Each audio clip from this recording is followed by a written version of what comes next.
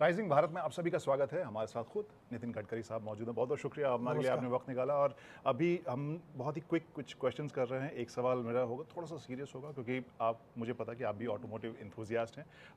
कुछ एक सवाल हमारे जनता की तरफ से आए थे और एक इस राइजिंग भारत के बारे में पूछना। पहला सवाल, तो जिस गाड़ी में आप उतरे हैं उसके बारे में ज़रा बताएँ। वो गाड़ी टोयोटो की इनोवा गाड़ी है, उसमें फ्लेक्स इंजन है। वो 100% पेट्रोल और 100% बायो इथेनॉल पे चलती है और 60% बिजली तैयार करती है। उसका एवरेज अगर पेट्रोल से तुलना करें तो पेट्रोल का रेट 25 रुपये लीटर आएगा। वो हम फॉसिल फ्यूल इंपोर्ट करते हैं, import substitute, cost effective, pollution free और इंडिजिनियस। तो अभी फ्लेक्स फ्यूल में मोटरसाइकिल भी आई है, टीवीएस, बजाज और हीरो की, और इसके बाद ऑटो रिक्शा भी आ रही है। हमारे इथेनॉल की बसेस भी थी। और इथेनॉल ये ग्रीन फ्यूल है जो किसानों ने तैयार किया है, जो ब्रोकन राइस से, कॉर्न से, शुगर कैन जूस से, मोलाइसिस से, अब तो इथेनॉल बॉम्बू से भी बन रहा है।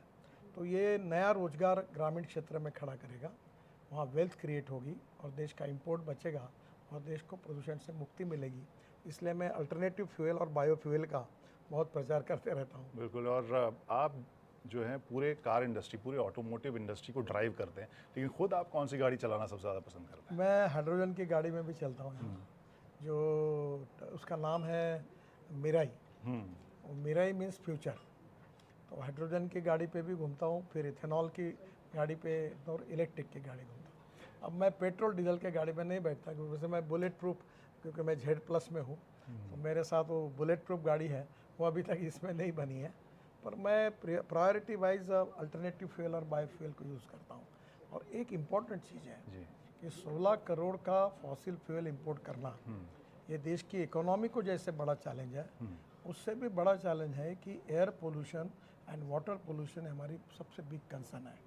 और प्रधानमंत्री जी ने तय किया कि 2070 तक हम कार्बन न्यूट्रल देश बनेंगे। इसलिए किसी भी स्थिति में हमको अल्टरनेटिव फ्यूल और बायो फ्यूल की तरफ जाना चाहिए। अब इलेक्ट्रिक की वेटिंग लिस्ट शुरू हो गई है।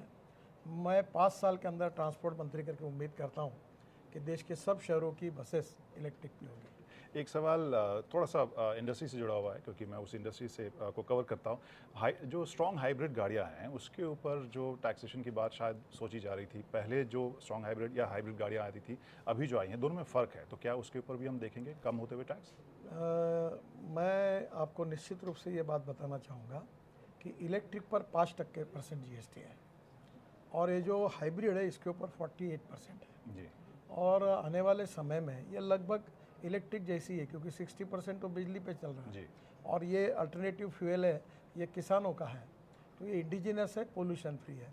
तो मैंने वित्त मंत्री जी को भी रिक्वेस्ट की है कि GST काउंसिल में आप बात करके ये अगर 12% होगा तो ये इंडस्ट्री बहुत चलेगी, जिससे देश का इंपोर्ट कम होगा और प्रदूषण में कमी आएगी। और हमारी ऑटोमोबाइल इंडस्ट्री वैसे भी, मैं जब मंत्री बना तो 7वें नंबर पे थी, 7.5 लाख करोड़ का उसका टोटल साइज़ था। अब 12.5 लाख करोड़ की बनी है, 4.5 करोड़ लोगों को जॉब्स दिया है और राज्य सरकार और भारत सरकार को सबसे ज़्यादा GST देने वाली है और सबसे ज़्यादा एक्सपोर्ट हमारा होता है। और वर्ल्ड के लगभग ऑल रेप्यूटेड ब्रांड हमारे देश में है। और अब इसके बाद एक बहुत अच्छी बात हुई कि पहले हम चौथे नंबर पे थे, अभी 3 महीने पहले हमने जापान को पीछे डालकर हम तीसरे नंबर पर आए। पहले नंबर पर USA, दूसरे पे चाइना, पहले नंबर पर USA, दूसरे नंबर पे चाइना है और तीसरे नंबर पर अब भारत है। और मेरा विश्वास है कि 5 साल के अंदर ऑटोमोबाइल मैन्युफैक्चरिंग हब के रूप में हम नंबर 1 पर पहुंचेंगे और निश्चित रूप से हमारा एक्सपोर्ट, एम्प्लॉयमेंट क्रिएशन, इसमें ये इंडस्ट्री बहुत अच्छा काम करेगी। बहुत बढ़िया। एक अब जनता का सवाल है सर, कि वो जानना चाह रहे थे, जो बहुत सारे कमेंट्स भी हमें आए, कि जो रॉन्ग साइड ड्राइविंग करने वाले हैं और जो हाई बीम पर चलाने वाले हैं, उनके लिए आप क्या इलाज सोच रहे हैं? देखिए, ये तो दुर्भाग्य है और मैं स्वीकार करता हूँ कि हमारे देश में 1.5 लाख मौतें होती थी, अब 1,68,000 मौतें हो रही है। और विशेष रूप से इसका कारण जो है, और मरने वालों में भी 18 से 34 एज ग्रुप में 65% है और ये बहुत दुर्भाग्यपूर्ण है। इसमें जो है कि ह्यूमन बिहेवियर, यही सबसे बड़ी समस्या है। जब तक लोग रूल्स ऑफ द रोड का पालन नहीं करेंगे, सिग्नल दिखेंगे तो रोकेंगे नहीं, गाड़ी चलाते समय मोबाइल पर बात नहीं करेंगे और लेन डिसिप्लिन का पालन करेंगे, ये जब तक ठीक से नहीं हो पाएगा उस समय तक एक्सीडेंट कम नहीं होंगे। और इसमें हम मीडिया का भी सहयोग ले रहे हैं, एजुकेशन इंस्टीट्यूशन में भी जा रहे हैं, प्रोग्राम भी कर रहे हैं और लोगों का माइंड सेटअप उसको बदलने की कोशिश कर रहे हैं, जिसमें आप लोगों का भी बड़ा सहयोग चाहिए। बहुत बहुत शुक्रिया सर, आपने हमारे लिए वक्त